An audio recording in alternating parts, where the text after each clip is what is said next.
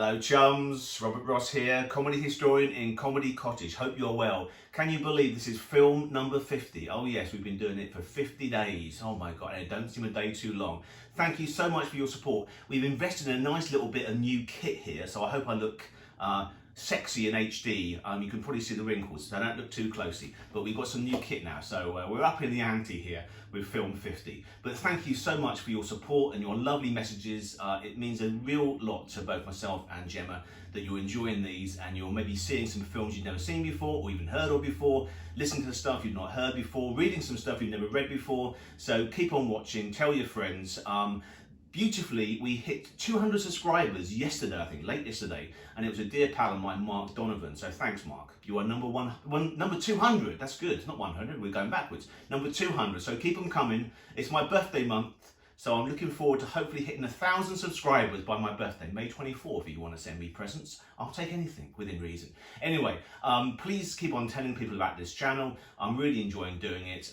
So hopefully keeping you smiling a little bit of fun, silliness down the line from us to you.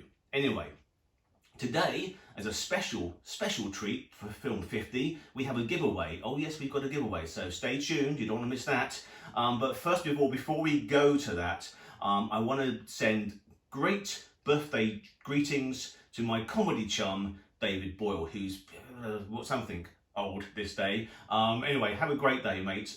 You are one of the most loyal subscribers to this film. I know you enjoy seeing it coming down the line from Comedy Cottage, so please have a wonderful day. I hope you're being spoilt rotten, and we will get together for a bean feast just as soon as this madness blows over. Let's hope that's as soon as possible. Anyway, now also David Boyle, of course, I first got to know David because of our mutual love of Marty Feldman, and David played Marty Feldman in Jeepers Creepers, the play that I wrote, or what I wrote, that was directed by Terry Jones at the Leicester Square Theatre in 2016. It was Terry's last directorial assignment, and it was an absolute treat to actually work with a pal of mine who I've known for years and years and years, the late great Terry Jones. And today's Talking Pictures selection for tomorrow is tomorrow evening at 10 p.m. So this is one for David Boyle to watch because he'll see our dear pal in action, or at least behind the camera. And it's a film called Personal Services that Terry directed. And I was very honoured to be asked to do the DVD audio commentary with Terry on that film. So that holds a lot of fun memories, particularly in the pub afterwards. That was a riotous session, I remember that very well. But anyway, so that's tomorrow's pick of Talking Pictures TV, 10 p.m, Personal Services, directed by the late, great, irreplaceable Terry Jones. Now, talking about irreplaceable people brings me to the giveaway. Oh yes, you've stayed this long, you're worthwhile. Look at this now, it's coming up. Another dear chum of mine, Barnaby Eaton-Jones, another great supporter of this little venture we're doing, has sent me something to give to one lucky subscriber. Now, you've got to be subscribing to this, you've got to be following this channel. Please just tell as many people as you can on your social media, and by Monday's film, so you've got a few days, a weekend to shout it from the rooftops.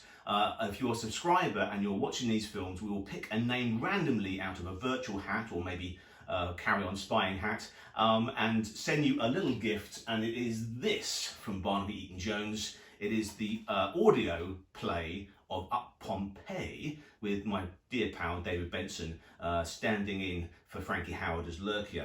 Now, this is a treat. I saw this being recorded live, and the main fun of this is, of course, our dear late lamented pal Tim Brooke Taylor is in here playing Captain Treacherous.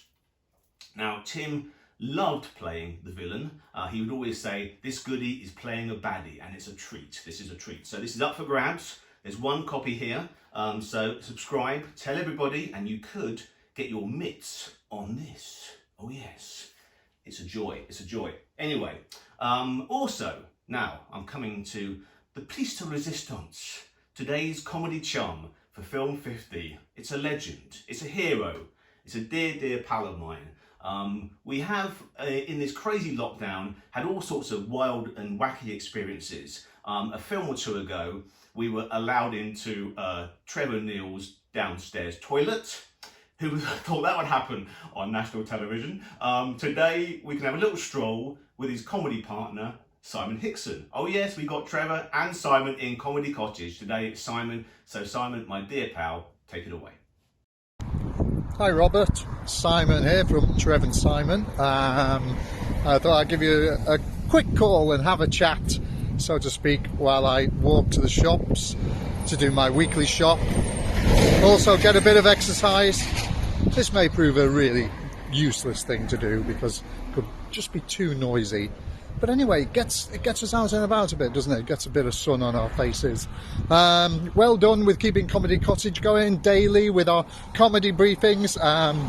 If you've not seen Comedy Cottage, do subscribe to Robert's page, Robert Ross. Do find it on YouTube. If you're not watching this, make sure you subscribe. Don't know how you do that. Oh, it's gone all shady now. That's nice, isn't it? I've been really enjoying watching your daily updates. It was great to see Trevor there with Awkwards. And I really enjoyed seeing George Layton as well. Oddly enough, first time I kind of got to know about George was when I was 6 years old. At Bretnall Primary School, 1968 I think it was, they'd kind of get us all out of the class and we'd all go to this kind of alcove underneath the stairs.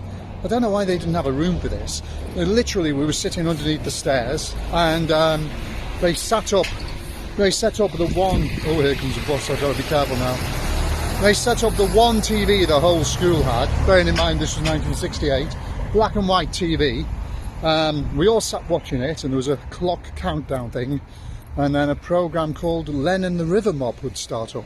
And it was part of a thing I think called Look and Read that the BBC did for kids. I was 6 years old. George Layton is a young lad who moves down to London, starts working, doing some kind of job on the edge of the river. And there's a river mob. I mean, there's gangsters. And I actually had a quick look back at some of it today, and there's 3 lads in the office messing around while Mr. Moon, the boss, is away. One of them finds a box full of penknives. Now, as a kid, I loved penknives, but what kind of programming, what kind of educational tool was this for kids, 6-year-olds? So yes, my first introduction to George Layton was terrifying. Even when I moved down to London, I was scared of this river mob in case they were still in existence. Oddly enough, I have another more interesting comedy connection to George. Again, when I was a kid, when I was about 12 or so, I never used to watch Saturday morning TV, oddly, even though me and Trev ended up working on it for so long. And my mum called me down. She went, "Simon, quick, come and watch TV." And it was Swap Shop, I think. And Noel Edmonds or one of the other team, I don't know, John Craven, someone had been farmed out to Studio 6, I think it was, next to Studio 7. So the studio next door at TV Centre.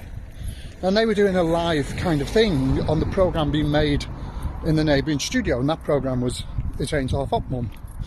So they were having a chat to George and the people in it and so on. And then they had this other guy here. My mum went, "Look at that guy there." And he was the production designer. The production designer of It Ain't Half Up Mum, a guy called Brian Ellis, and Brian Ellis is my mum's cousin. So my mum had called me in and she's going, "That's my cousin." Now, I've since met Brian, a lovely guy, but I didn't know him then when I was so young. And so Brian worked at the BBC for many years. He was production designer on It Ain't Half Up Mum. Some mothers do have them. And his sitcom with Mum in the title, basically. Oh, and also Absolutely Fabulous. Did all of the production design for that too. So, there's a little comedy connection between my mum's cousin and George Layton. Anyway, this has gone okay, hasn't it? I've not been interrupted. No one's nicked my phone. It's going pretty well. So on that note, I will say goodbye. Remember, folks, despite what I'm doing, do stay indoors. I'm literally going to the shops and getting some daily exercise. Take care.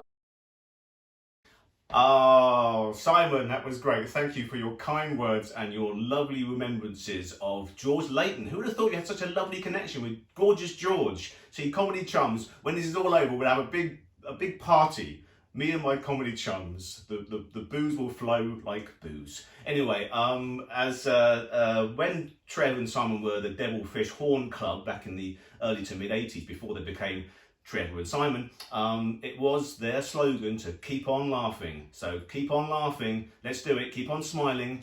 You know what the answer is to this year, don't you? The answer is Comedy, that's what it is. So listen, thank you so much for tuning in to film number 50. We will be continuing this for as long as we can until we drop.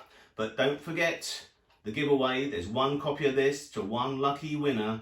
This is David Benson as Frankie Howard, as Lurkio in Up Pompeii, featuring a stellar cast: Timbret Taylor, Madeline Smith, Fraser Hines. I could go on and on. It's a gorgeous, gorgeous thing. So come on, you know what to do. Tell people, and I will see you for film 51 tomorrow.